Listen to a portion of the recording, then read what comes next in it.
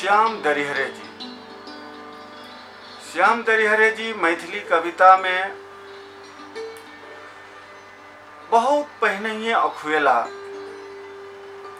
किशोर भेला, जुआन भेला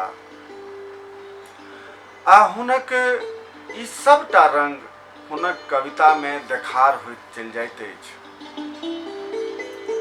मैथिली कविता के ओ अपन अनुराग देलनि अछि, अनुरक्ति देलनि अछि, प्रेम आ मात्सर्य देलनि अछि।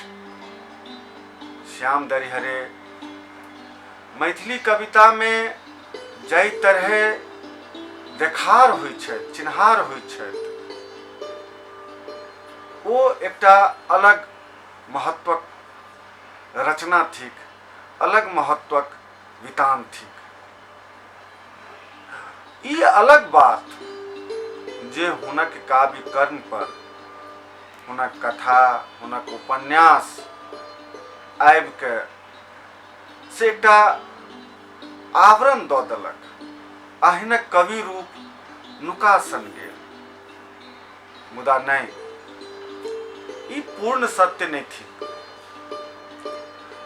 हुनका भीतरक कविता रहि रहि के कागज के पन्ना से बाहर अबैत अछि, उमैक उमैक के हृदय तल से बाहर छिलक जाइत अछि। एहने एकटा कविता हम एतऽ प्रस्तुत करै छियै। शीर्षक अछि कोनो बात नहीं, कोनो बात नहीं। काल्हि भोरे ककरो करचीक टाट पर देखलियै सुखाइत एकटा लाल दपदप नुआ। लागल जेना ठाढ़ होय अहाँ उंगैठ के कोबराक दुरुक्खा पहिरने दुरगमनिया ललका सिफोन। काल्हि भोरे ककरो करचीक टाट पर देखलियै सुखाइत एकटा लाल दपदप नुआ। लागल जेना ठाढ़ होय अहाँ उंगैठ के कोबराक दुरखा पहिरने दुरंगमनिया ललका सिफोन। मोने अछि अहाँक ओ मुँहठाँ भरल आँखि नोर, छिड़ियायल केश, डम्हायल दुधिया मुँह ठोर, जे लऽ कऽ चढ़ल रही महफा पर। बुझाइत रही जेना उमटाम भरल पोखरि में फुलायल होय कर्मीक फूल ठाम ठाम।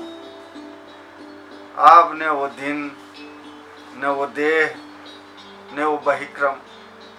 आब ने ओ दिन, ने ओ देह, ने ओ बहिक्रम। जा अवसर छल ता चिंता संघर्ष असवार छल। आब आइ जखन कने फारकती अछि तो ओ दिने कतौ हरा गेल।